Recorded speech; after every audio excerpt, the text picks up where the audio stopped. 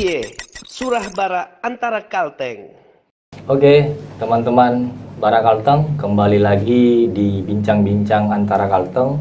Kali ini kita mau ngobrolin tentang narkoba, tapi kita coba untuk lebih ke pencegahan ya, lebih banyak pencegahan dan rehabilitasi, bukan penanganannya kita coba kurangin. Dan kali ini kita bersama Bapak Kepala Badan Narkotika Nasional Provinsi Kalimantan Tengah, Bapak Brigjen Pol Sumirat Dwianto. Terima kasih Pak sudah berkenan jadi narasumber kita. Terima kasih sama-sama. Sehat nih Pak ya?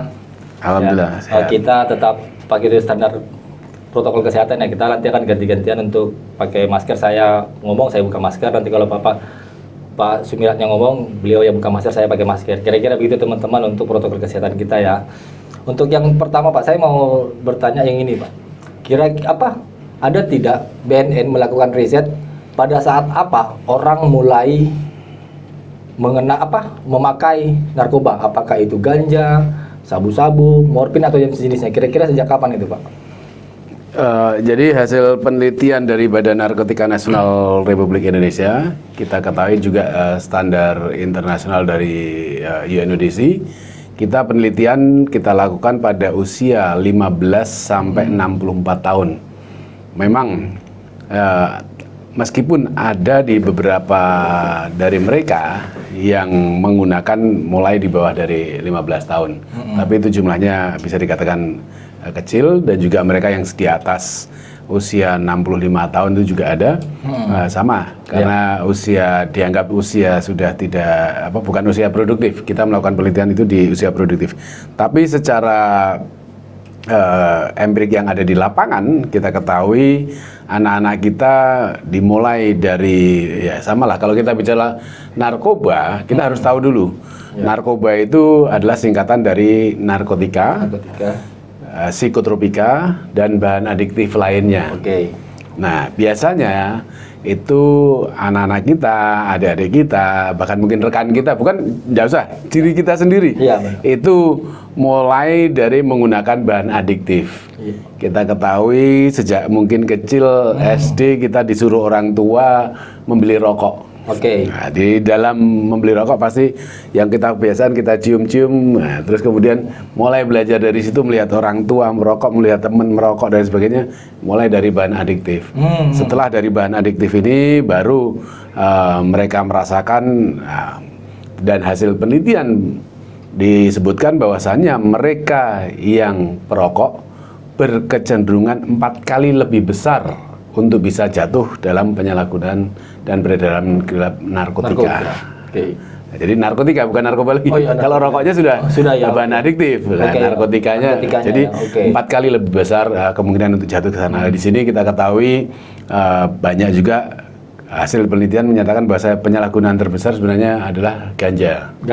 Ganja, kemudian sabu, dan seterusnya, ada ekstasi dan lain sebagainya. Jadi mereka yang merokok ini 4 kali lebih besar untuk jatuh ke dalam penyalahgunaan narkotika. Contoh tadi dari rokok, mereka berubah dibujuk rayu untuk menggunakan ganja. Ganja. Apalagi sekarang ini sudah berkembang yang namanya ganja sintetis.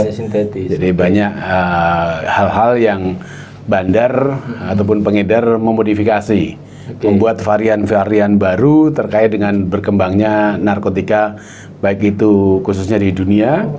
Sebagaimana kita ketahui, hasil yang pantauan atau yang didata oleh UNODC itu ada 1097 narkotika jenis baru. 1900? Iya, 1097. Oh, banyak juga Pak ya? Narkotika jenis baru. Jenis baru ya? Yang beredar di dunia. Yaitu tadi, salah satunya adalah contohnya ganja sintetis. Sintetis tadi ya? Katinon sintetis. Kemudian ada juga yang namanya plant based atau berbasis tanaman. Kemudian ada piperazin dan juga beberapa jenis yang lain. Dan di sini kita ketahui dari jumlah tersebut sudah masuk ke Indonesia kurang lebih 88 jenis narkotika baru. Dan ini menjadi perhatian kita bersama, baik itu kementerian terkait seperti Kementerian Sosial, Kementerian Kesehatan, kemudian juga dari teman-teman kita di Dewan Perwakilan Rakyat yang saat ini sedang melaksanakan revisi Undang-Undang Narkotika, sehingga nanti diharapkan jenis-jenis baru ini modifikasi yang dilakukan oleh bandar atau pengedar atau produsen ya, gitu kan, produsen, karena yang memodifikasi biasanya dari produsen ya. Produsen ini bisa dalam penanganannya terkait dengan undang-undang narkotika bisa semaksimal mungkin bisa dicegah, ditangkal untuk bisa beredar di wilayah Republik Indonesia ini. Berarti dari tadi jelasan Bapak itu dari mulai bau-bau rokok itu Pak ya, pergaulan. Kalau dari sisi psikologis gitu Pak, galau apa kan kadang-kadang itu salah satu, jadi itu yang jadi salah satu pemicu juga adalah orang itu stres. Kalau kemudian ada jatuh cinta dengan seseorang, ya sama lah. Kita mungkin yang selalu pemicu itu bermacam-macam. Mungkin dimarahin orang tua, mungkin berkelahi dengan teman, berdebat dan sebagainya, itu kan jadi pacar gitu Pak ya. Dengan pacar apalagi.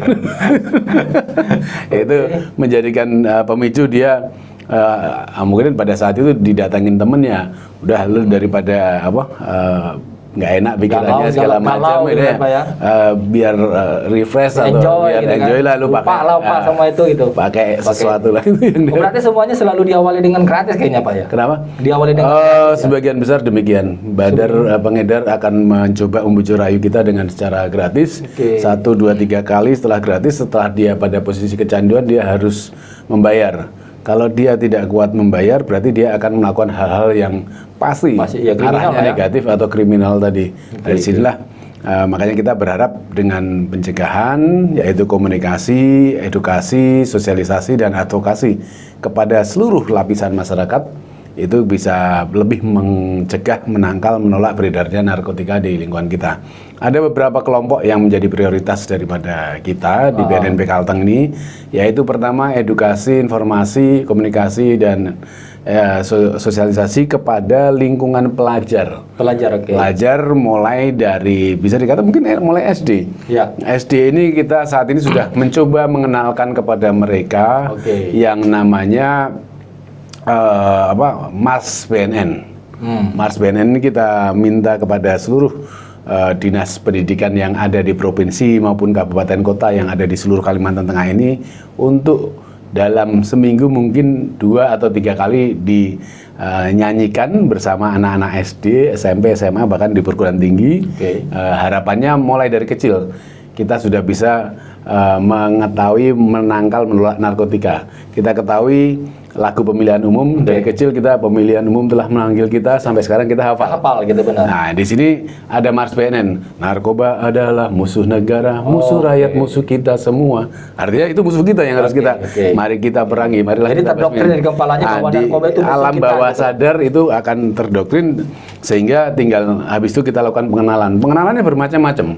Cara yang di sekolah ini bermacam-macam, mulai dari game. Game online. BNN Republik Indonesia juga punya game online di websitenya. Contoh yang sederhana, waktu itu saya masih di Humas, itu ada Gatot Kaca terbang.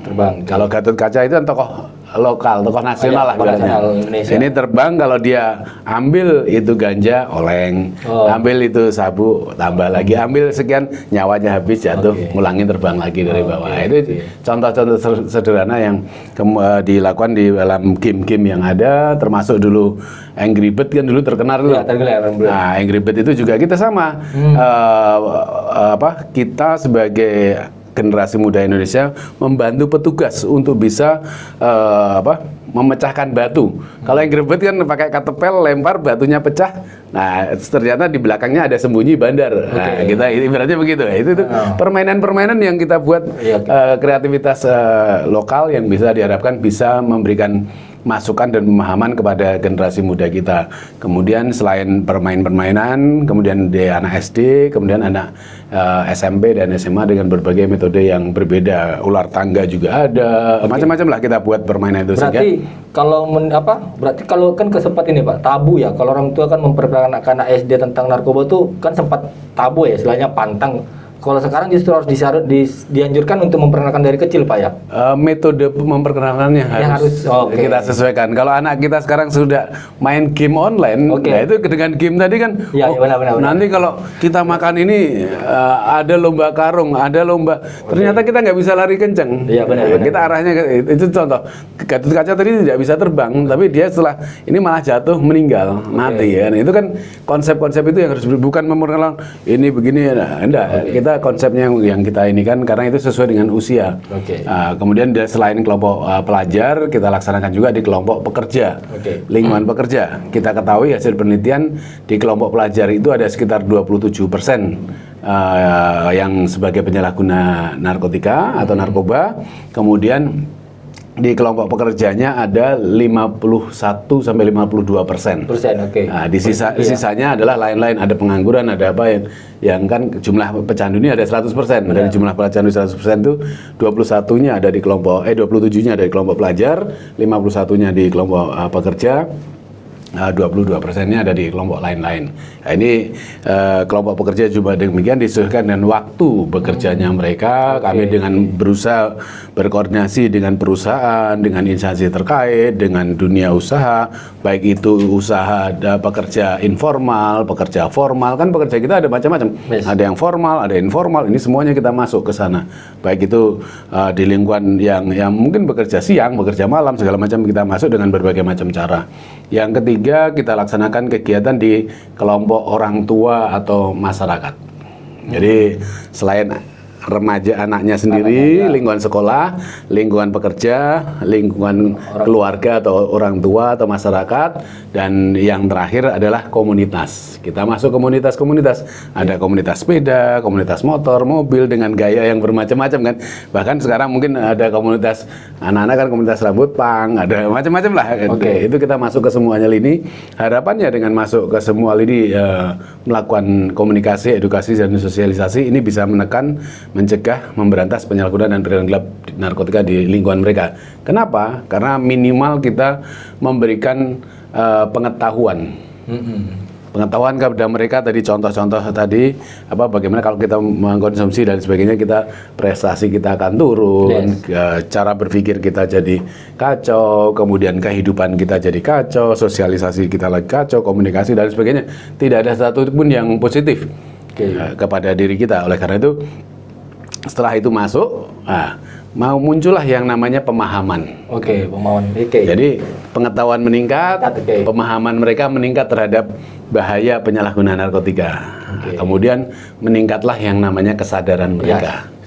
Kesadaran mereka meningkat. Harapannya mereka dengan sadar mau berbuat, mau melangkah, mau meng-create sesuatu untuk mencegah, menangkal, menolak beredarnya narkotika di lingkungan, bahkan kepada diri dia sendiri. Sehingga aktivitas yang tadi bisa dikurangi, termasuk kalau sudah itu kan kriminalitas pun ya paling tidak yang terkait dengan narkotika bisa ditekan atau dikurangi, karena kita tahu di sini yang namanya lembaga pemasyarakatan 50-60%-nya napi yang ada di sana adalah terkait dengan penyalahgunaan narkotika. Di sini oleh karena itu dengan berbagai macam hal kita berupaya bisa menjangkau seluruh komponen lapisan yang ada di wilayah Kalimantan Tengah ini. Itu kan yang belum pakai, Pak. Nah, sekarang bagaimana yang sudah keburu make? Kadang-kadang ada beberapa teman yang sempat pernah saya kenal itu ada kerinduan juga mereka untuk tobat juga, dalam artian itu kira-kira seperti apa kalau saran dari BNN, Pak? Yang pasti dengan situasi kondisi penyalahgunaan narkotika yang saat ini sudah dalam kondisi darurat sebagaimana disampaikan oleh Bapak Presiden, dan kita ketahui perkembangannya juga luar biasa, jumlah narkotika jenis baru tadi. Oleh karena itu Badan Narkotika Nasional menyatakan perang terhadap penyalahgunaan dan beredar gelap narkotika atau perang lawan narkoba, atau lebih dikenal dengan war on drugs. Nah, ini dengan war on drugs ini artinya kita melaksanakan berbagai aktivitas atau cara. Ada 4 hal yang utama yang besar di sana, yaitu dengan soft power approach. Soft power approach itu pendekatan yang lunak atau soft, itu dengan tadi pencegahan pertama, iya. kedua dengan pemberdayaan masyarakat. Di sini masyarakat yang memiliki potensi, baik itu di lingkungan adat, tokoh agama, tokoh budaya, tokoh masyarakat, dan tokoh-tokoh lain yang ada, kita berikan edukasi, kita berikan komunikasi, bahkan kalau perlu sampai kita berikan yang namanya intervensi berbasis masyarakat. Jadi intervensi berbasis masyarakat ini adalah langkah-langkah konseling awal yang bisa dikatakan dari masyarakat, untuk masyarakat, dan oleh masyarakat. Jadi kami melatih beliau-beliau agar beliau paham tentang bahaya narkoba, kemudian beliau paham juga tentang menanganinya, tentang konselingnya, sehingga adik-adik kita yang ada di lingkungan kita ini, apabila kecanduan, apabila mengalami sesuatu yang terkait dengan narkotika, mereka akan bisa minimal berkonsultasi dengan beliau-beliau. Dengan adanya konseling awal dengan beliau-beliau ini paling tidak bisa yang tadinya galau, yang tadinya bingung mencari sosok siapa, ini menjadi sudah ada di dekatnya. Kalau daripada nanti bingung mencari sosok idolanya atau apa yang akan dikomunikasikan, ternyata yang diajak komunikasi malah bandar, atau yang diajak komunikasi malah pecandu. Nah, tapi kalau komunikasinya ke lingkungan agama, tokoh agama, ke lingkungan adat, ke lingkungan budaya, ini kan bisa menekan di tempat yang paling ujung lah. Nah, kemudian dari situ kita juga berusaha merehabilitasi para pecandu ini dengan mencoba melatih para karena tadi pemberdayaan masyarakat kan, yang ketiga adalah rehabilitasi. Rehabilitasi ini kita ketahui di Kalimantan Tengah ini jumlah tempat rehabilitasi yang dimiliki pemerintah sangat terbatas, bahkan bisa dikatakan tidak ada. Pak, ya? Oh, itu bukan punya pemerintah. Bukan punya pemerintah. Swasta kayaknya. Swasta. Yang ada, yang pasti Kalawati ada, tapi kan untuk terbatas sekali, dan mungkin karena image masyarakat orang datang ke sana juga. Apa ODGJ sih? Ini mohon maaf, ya, ini kadang-kadang kan orang butuh semacam jangan ada stigma. Nah, di sini yang ada tempat rehabilitasi di sini adalah tempat yang dimiliki oleh masyarakat, komponen masyarakat, dan di situ bisa merehab 50 orang. Harapannya kalau kita pecandu di Kalimantan Tengah ada 6.000 sampai 10.000, kalau yang paling besar 10.000, kalau kita 50 sampai 100 orang, ya kita butuh 100 tahun. 100 ini tahun menjadi untuk menuntaskan yang ada aja, Pak, yang ada. Kalau tidak baru. Kalau ada, tidak ada, dengan catatan tidak ada tambahan baru. Pecandu-pecandu baru. Nah, di sini oleh karena itu kita berusaha dalam rehabilitasi ini untuk menjangkau sampai ke pelosok desa. Oleh karena itu puskesmas kecamatan yang ada di seluruh kabupaten kota kita coba untuk dilatih, baik itu dokternya, perawatnya, mungkin kalau ada psikolog, ada psikiater, dan lain sebagainya yang ada di situ, kita coba latih. Seperti contoh sekarang sedang berlangsung, ada 25 orang yang sedang berlatih, dokter atau tenaga medis yang ada, dan ternyata ini luar biasa sambutan dari beberapa pemerintah daerah yang ada di Kalimantan Tengah ini, karena BNN hanya mampu melaksanakan untuk 25 tenaga medis. Itu ternyata dari pemerintah daerah ada 6 pemerintah daerah yang menambahkan paling tidak 1 orang tenaga medis dengan biaya sendiri. Kalau 25 ini dibiayai oleh BNN, sementara yang tambah 6 orang ini dibiayai oleh masing-masing pemerintah kabupaten kota yang ada di wilayah Kalimantan Tengah. Ini suatu luar biasa partisipasi dan semangat pemahaman yang luar biasa, sehingga harapan kami nanti ke depan yang ada di pelosok, contohnya saja ada kemarin kami ke Murung Raya, saya cerita-cerita di Murung Raya itu ada satu desa yang jaraknya kurang lebih 103 km dari Murung Rayanya. Dari Murung Raya 103 meter. Kabupatennya tuh ya? Iya, dari kabupaten. Apalagi kalau mereka harus rehabilitasi ke BNN di Palangkaraya. Berapa waktu yang dihabiskan? Nah, kalau bisa teman-teman yang ada dokter, psikiater, psikolog atau perawat yang ada di puskesmas ini bisa melaksanakan rehabilitasi minimal rawat jalan.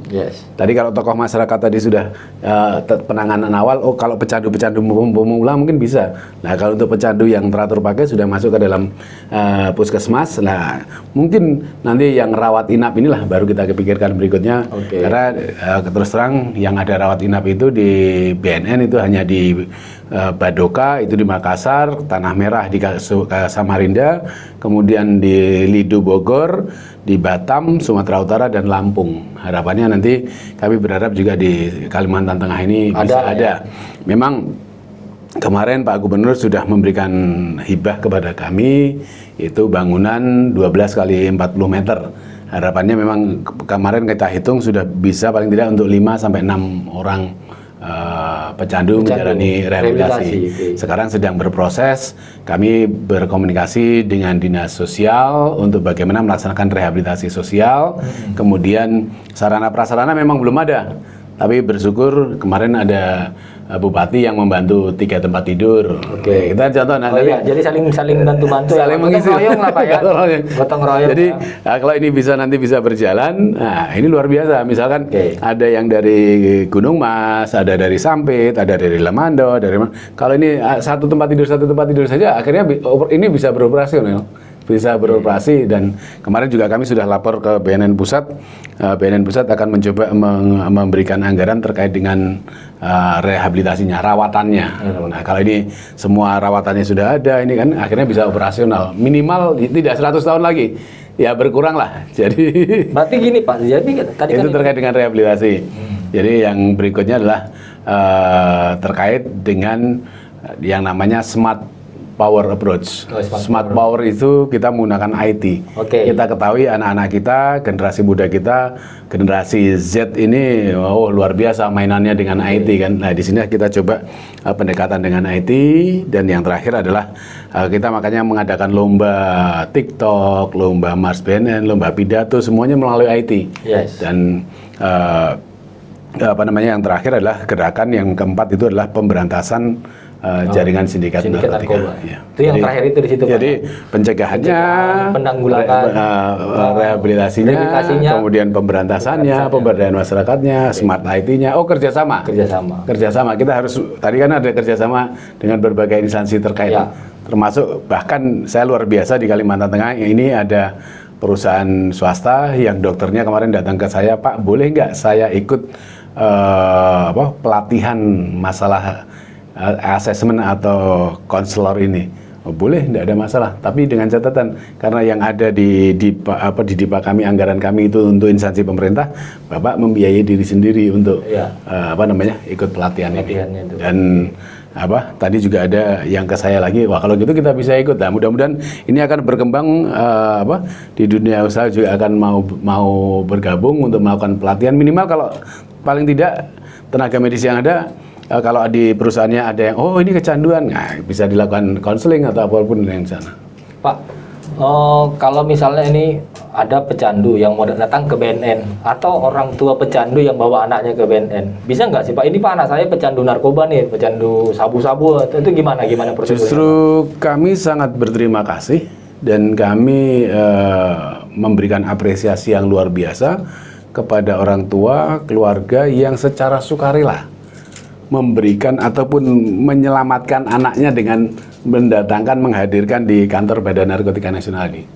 Dan secara aturan undang-undang, mereka yang hadir atau melaporkan secara sukarela tidak akan diproses hukum. Tapi akan mendapatkan rehabilitasi, baik itu rehabilitasi medis maupun rehabilitasi rawat inap. Dan kita ketahui sesuai dengan undang-undang kan pecandu wajib menjalani rehabilitasi. Nah, itulah yang syaratnya pun kalau datang ke BNN mudah sekali. Pertama hanya fotokopi KTP, kemudian fotokopi KK, kemudian pas foto 4x6 2 lembar. Itu sudah cukup. Dan nanti tinggal konselingnya bagaimana dan seterusnya, itu ada tim kami yang memang menangani hal itu. Berarti dipastikan tidak akan dipenjara, Pak? Tidak akan dipenjara ataupun diproses hukum, tidak. Tidak, itu pasti sudah, Pak. Itu dipastikan. Dan makanya supaya kalau memang masih takut kan kita berikan pelayanan tadi mulai dari IBM yang ada di toko masyarakat, di puskesmas, di rumah sakit daerah. Jadi gitu. Kalau masih takut langsung datang. Kadang-kadang juga, kadang kan mikirnya gini, Pak. Kalau saya kan bayangan orang itu kan, Pak, kalau sudah orang pengguna narkoba itu pasti dipenjara gitu, Pak. Akhirnya kan lebih baik diam kan, justru lebih bahaya kan begitu ya, Pak ya. Kalau kita mendiamkan anak kita, keluarga kita, saudara kita dalam kecanduan, artinya kita malah memberikan hukuman kepada mereka. Kenapa memberikan hukuman? Mereka bukannya akan pulih, tidak akan kembali bisa produktif, aktif maupun kreatif terkait dengan kegiatan-kegiatannya, tapi dia akan masuk ke dalam jurang yang paling dalam.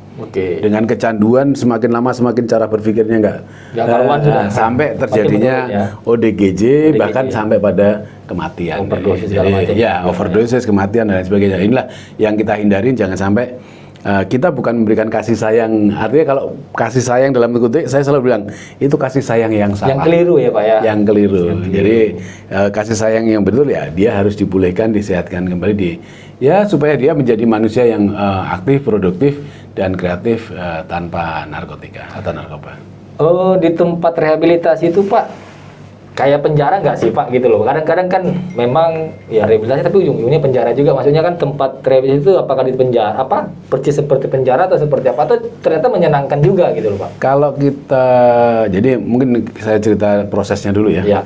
Jadi setelah mereka datang di Badan Narkotika Nasional, mereka akan dilakukan assessment. Assessment ya. Assessment itu adalah pertama dilaksanakan tes urin dulu pasti.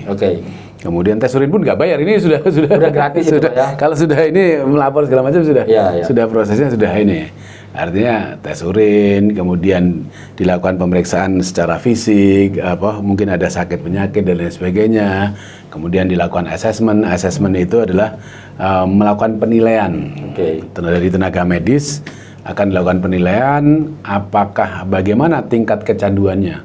Kecanduannya itu apalah sebagai pecandu yang coba-coba atau rekreasional, atau mereka teratur pakai, atau mereka memang benar-benar sebagai pecandu murni. Udah tergantung banget udah gitu ya Pak ya. Yang benar-benar sudah tergantung banget. Nah, ini pun nanti akan akan ditentukan metode rehabilitasinya. Metodenya apa? Rawat inap, rawat jalan. Mungkin ada orang yang senang dengan metode rehabilitasi berbasis agama, berbasis sosial, therapeutic community dan lain sebagainya. Kemudian yang berikutnya adalah menentukan lama waktu rehabilitasi. 3 bulan, 6 bulan, 1 tahun, atau bagaimana itu sudah akan ketahuan di sana, baru masuk ke dalam tempat rehabilitasi. Kalau itu semua sudah dilaksanakan, nanti di dalam tempat rehabilitasi pun ada satu hal yang menjadi syarat, harus ada orang tua atau wali atau keluarga yang bertanggung jawab. Artinya di sini kenapa sedikit banyak seorang pecandu itu menjadi kecanduan karena ada salah terjadi dalam diri orang tua atau keluarga, sehingga harus berada pada saat rehabilitasi nanti dua-duanya direhabilitasi. Artinya bahasanya gini, ada kegiatan-kegiatan yang namanya family support group.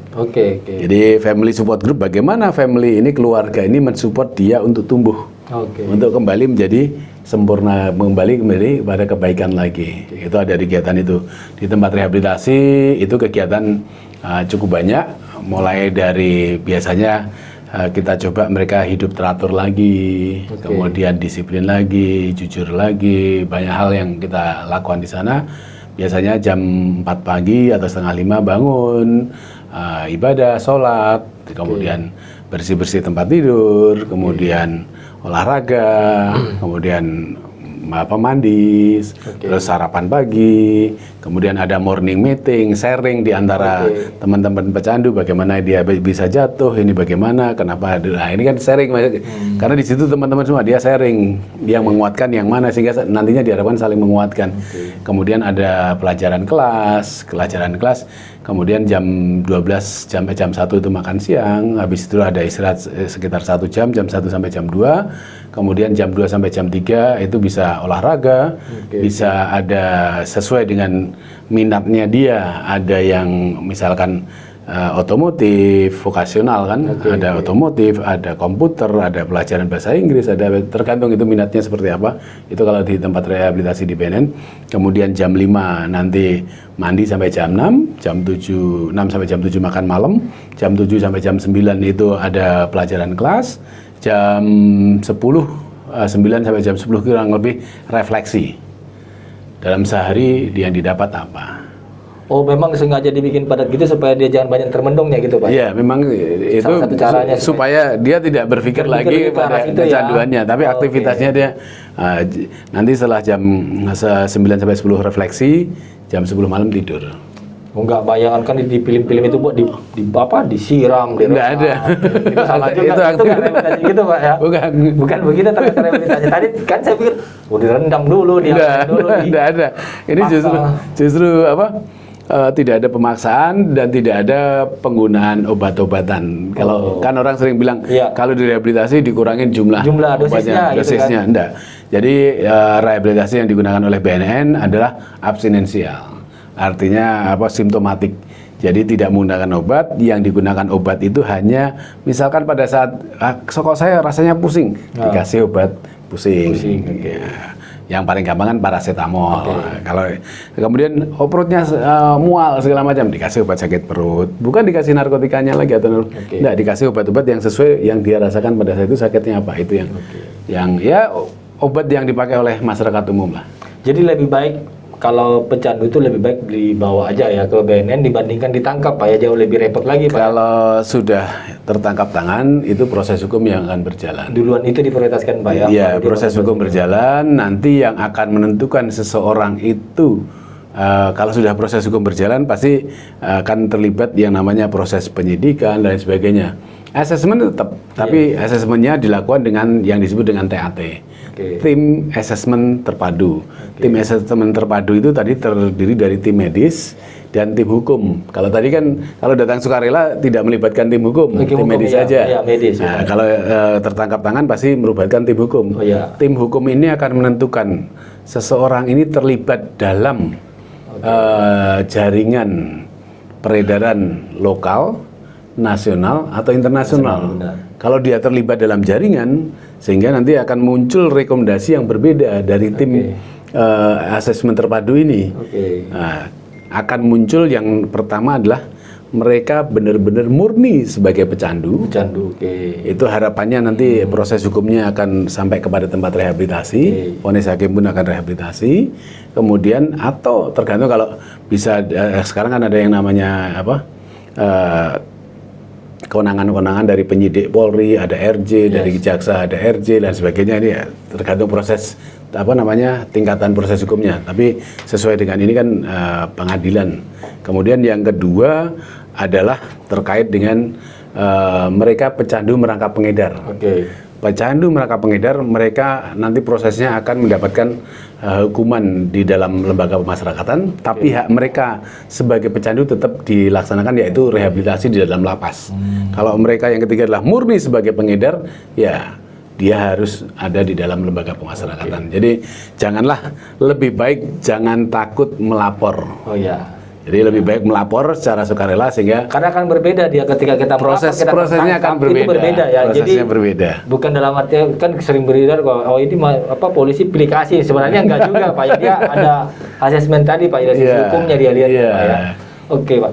Bapak ini kan saya lihat kan profilnya kan kebanyakan bertugasnya di Bapak polisi, tapi kebanyakan saya lihat bertugasnya di BNN Pak ya. Sempat jadi apa? Humasnya BNN provinsi juga Pak, dan termasuk Kepala BNN Sumatera Barat Pak ya, sebelum Sulawesi Barat, mohon maaf, baru di sini Pak ya. Nah, dari pengalaman Bapak selama di BNN Pak, tantangan terberat apa sebenarnya dalam terkait kasus narkoba ini, khususnya dalam apa ya, dalam penindakan, tantangan terberat yang seperti apa? Kalau tantangan berat itu ya pertama itu sebaran sebaran narkotika ini sampai pelosok-pelosok, itu tantangan terberat. Kemudian kesadaran masyarakat untuk melaporkan tadi, karena walaupun sudah sampai pelosok, kalau dia mau melaporkan minimal dari sisi rehabilitasi bisa berkurang. Kemudian kalau ada tetangganya, keluarganya, siapapun yang sebagai pecandu ataupun terlihat adanya penyalahgunaan, ya silahkan melapor. Ini masyarakat kita kan jangan melapor lah, nanti saya akan menjadi kendala. Kalau kita tidak melaporkan, kalau kita tidak memberikan informasi, walaupun itu ratusan kilo dari tempat kita, saya selalu bilang, yakinlah besok, lusa, minggu depan atau tahun depan anak kita yang akan menjadi pecandu atau disasar oleh para bandar. Karena kita sesuai dengan peredaran, pasti namanya pasar hukum ekonomi, bandar ini atau pengedar ini akan selalu mencari pasar dimanapun pasar itu ada.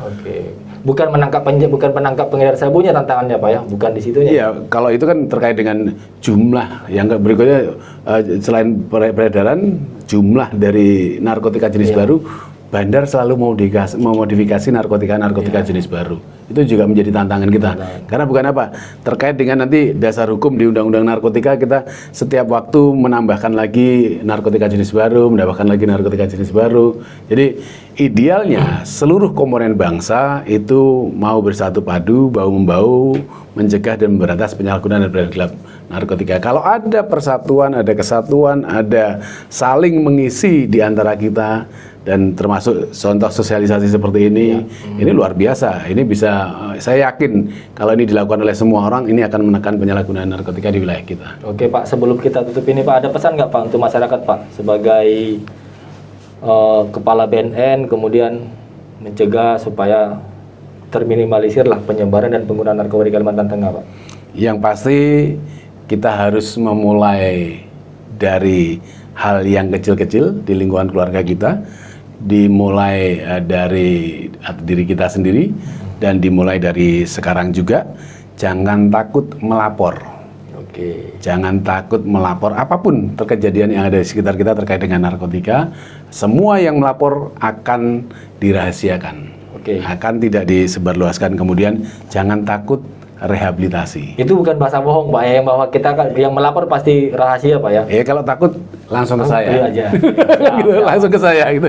Karena kita buat call center dan langsung ke saya. Sudah banyak mereka yang melaporkan sampai sekarang ya tidak ada masalah apa-apa. Karena langsung ke saya. Yang kedua takut rehabilitasi. Jadi mereka yang melapor, rehabilitasi tidak akan diproses hukum. Dipastikan bahwa tidak akan diproses hukum. Siapapun yang datang ke BNN, khususnya ke BNN Kalteng, Provinsi Kalteng, kalau datang mau merehabilitasi diri, dipastikan tidak akan diproses hukum. Itu pasti Pak ya? Iya. Okay. Dan berikan kasih sayang yang benar kepada anak-anak kita. Oke. Karena sedikit banyak kitalah yang akan menjadi kalau anak kita salah memberikan kasih sayang, anak kita akan menjadi korban. Korban itu akan jatuh juga kepada kita, karena mereka mulai dari pencurian, mulai apa segala macam di lingkungan keluarga dan lain sebagainya, kriminalitas yang terjadi. Oh, oke gitu Pak ya.